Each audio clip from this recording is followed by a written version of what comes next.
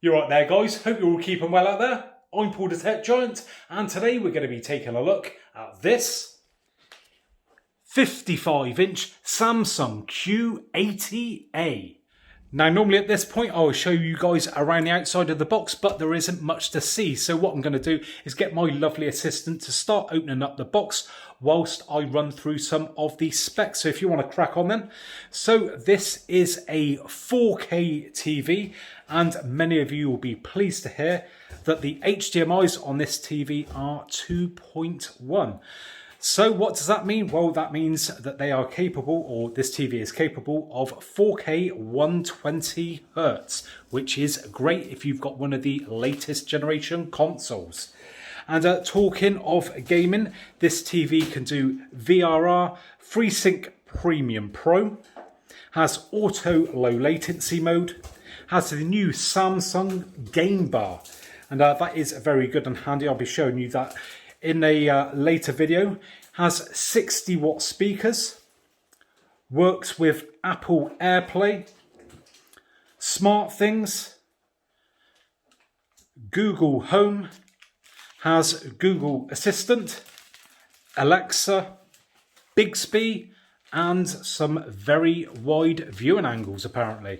Now, just moving on to some specs of the box. Normally we measure these, and this 55-inch box comes in at a height of 33.25 inches. The width is 56.75 inches, and the depth is 7 inches. So if you want to transport that box in a car or something, those measurements may come in handy. Just want to say thanks to box.co.uk for sending over the Samsung Q80A, and if you were to purchase a TV like this from Box, you'll be able to take advantage of the free 6-year protection plan that's included for free, the fact that you'll get free delivery, and the fact that they price match all the major competitors. So it is a win-win-win for you. So please go check them out in the description. Let's take a quick look around the back of the TV now then. So we have an input for the power cable there, and it's nicely channeled out as well, so you can run the cable either direction, and it's neatly tucked in just there. Then we've got a section where we will mount the tabletop stand. And finally, moving down to the bottom, we have a button just there to access the menus and controls if you lose your remote. Move around to the side of the TV now then, and this will be the right hand side, as if you were looking at the screen straight on. So let's have a look at what inputs that we have. So we have antenna and aerial, LAN cable, 1, 2, 3 and 4 HDMIs, number 3 being marked up for eARC and number 4 being marked up for gaming. Then we have an optical digital, 1, 2 USBs. Right, so measurements now then if you want to wall mount this TV. So starting off then with the mounting holes, and they come in at 20 centimeters by 20 centimeters, measuring from the bottom of the TV to the bottom holes, and that comes in at just over 29 centimeters.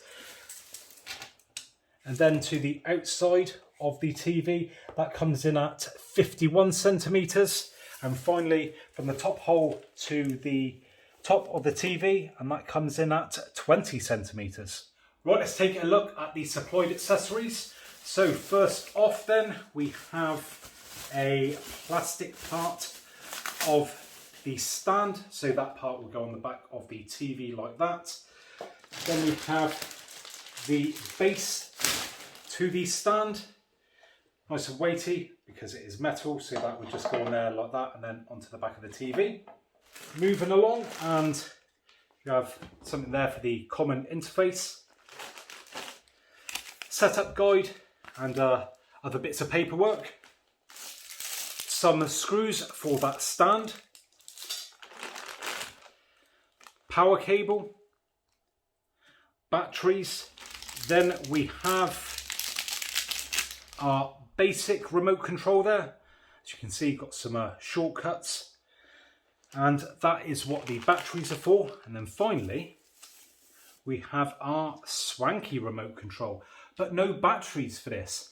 And why? Well, I will tell you why, because you can plug it in and charge it, and it is also solar powered. So yeah, no batteries required, and that is great. Finally, I've just measured the power cable, and that comes in at 1.5 meters. Right, so we got the TV up on the wall and all wired up. So let's turn it on for the very first time. Now, being presented with a couple of different ways to set up the TV. So we have the option of a smartphone or using the remote control. And I'm going to go ahead and use the remote control. Now we just got to select our region, which is the UK for me.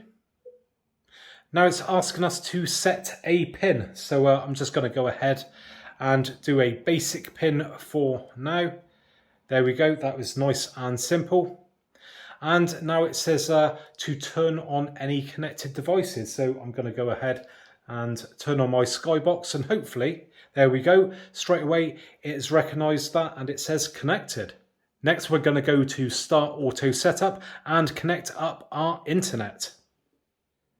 There we go, we are all connected now to the internet. Now it's saying about a software update. It says install the latest software update. This will take about 7 minutes. And this is great that straight off the bat it is saying about doing an update, and I'm going to agree to that and do that right now. There we go, that is already downloading, and I do like the fact that it prompts you to do the update and you haven't got to go digging through menus at the start of your experience. Now that update is all done, it is now asking us to either sign into an existing Samsung account or create one. But for now, I'm just going to simply skip this step. And now it's asking us to enter our postcode. Now that's done, it says we found your devices. You can use your smart remote to control your screen and connected devices, which is great because we've got that Skybox connected there. So let's move on to the next step. Now it goes on to say, use your voice to get what you want. Pick a voice assistant to help you. So we've got a few options here. We've got Bixby, Amazon Alexa, or Google Assistant. But for now, I'm just going to skip this option. Goes on to say, make it your own. Which apps do you want to add? But for now, I'm happy with the apps that are already on the TV. So I'm simply going to save what we have. Take your viewing experience to the next level. Sound, volume and brightness will be optimized by analyzing your viewing environment and current content. So we can enable that now or do that later. So for now, do you know what? I'm going to go ahead with it. I'm going to say enable now.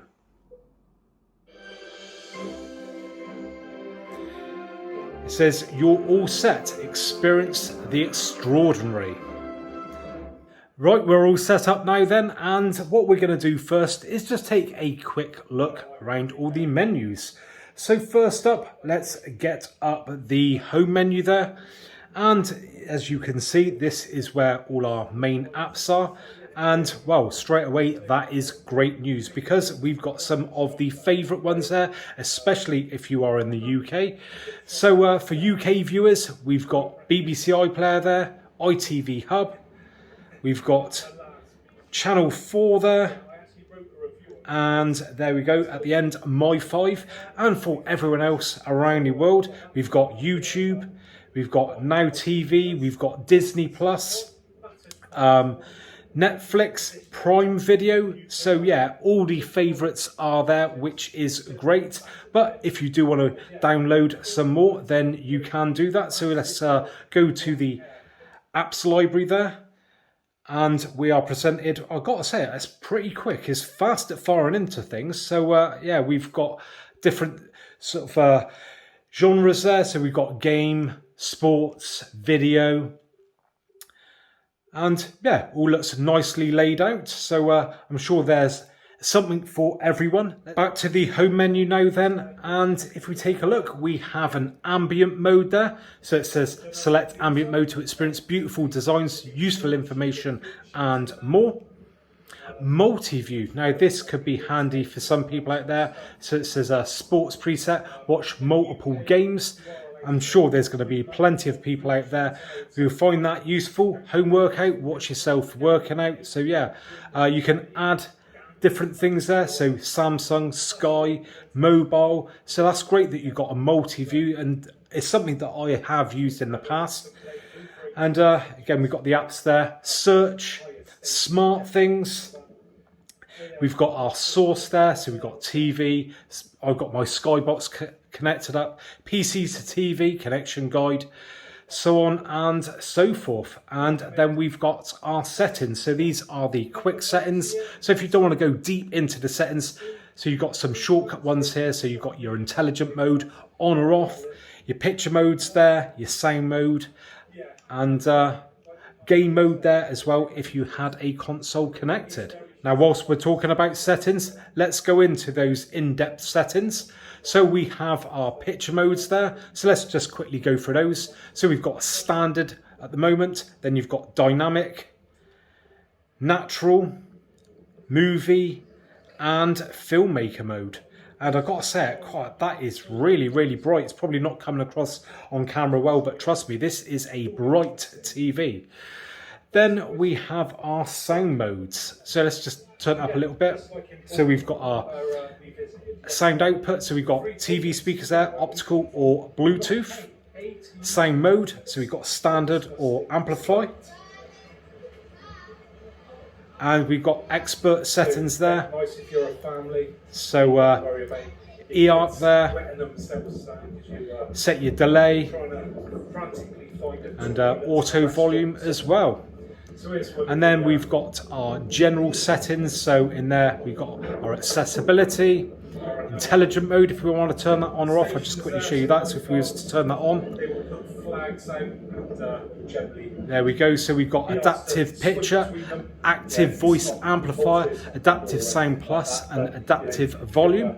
For now though, I'm going to turn that back off. I tell you what, I've got to say, if you'll just turn that back on for a second, just a picture in the background, not going to show you properly yet, but that looks really nice and vivid. Do like that. And yeah, we've got things then for network, system manager, external device manager. So in there we've got our game mode settings. Again, that'll be activated when you hook up a console. And AirPlay settings there, just loads of it. So let's next take a look at the design. So going in a little bit closer, and we can see we've got some very thin bezels on this TV. It's very nice indeed. Moving down to the bottom and in the center, we have this Samsung logo, which is nice that it's in the middle because some of their TVs, they have it set off to the side and that just messes with my head. Moving around to the side then, and as we can see, it's not the slimmest of TVs, but they have angled the back. So when you come round to the side like this, you don't really see that, you just see that part, which isn't too offensive. So overall, yeah, the design gets a thumbs up from me. Right, now let's take a look at the picture quality. And you know what? First impressions are very good with this TV. So what I've had to do, I've had to actually turn the brightness right down because it is just blowing my camera out. As you can see, that is on 18. And just in the standard picture mode, yeah, that looks very good indeed. But let's have a change around. Let's go to, say, natural now. And yeah, I've got to say, that looks really, really nice. I am very impressed with that picture. I don't know how well that is coming across on camera, because obviously you are watching that through your own screen at home. But yeah, to be fair, I mean, this isn't the top of the range TV from Samsung by far, but that is a nice picture. And it's quickly just change up to a couple of the other modes. Again, you're not really going to get the full effect, but still. So we've got movie mode there. Again, still looks quite nice. Normally, movie modes I'm really not that keen on. It's a little bit stuttery. I prefer the smooth look myself. Then we've got filmmaker mode there. A bit too stuttery for me, looks a bit blurry, probably a little bit too washed out for my personal taste, but you know, it's each to their own. And then we have dynamic, which is, yeah, proper in your face. Probably a bit too over the top, if I'm being totally honest. Everything's massively saturated. The blacks are a bit too black. The bright bits are a bit too bright. But again, you know, it's each to their own, and some people may enjoy that. Let's next check out the viewing angles and how well this TV copes with reflections. So let's start off by moving around to this side then. And well, it is advertised at being good with viewing angles, but unfortunately, I wouldn't say it's that good. It does seem to be losing quite a bit of brightness when I come around to the side there. So not the best that I've ever tested. I've probably tested worse. But yeah, it's washing out quite a bit there, as you can probably tell. I mean, I am quite far round, but compared to their higher end models, it's not doing quite as good. As you can see as we come back round. We are gaining that colour and brightness as we go further round. We do see that we lose that. And yeah, so not the best, but where I think this TV will shine is the reflections, or lack of them.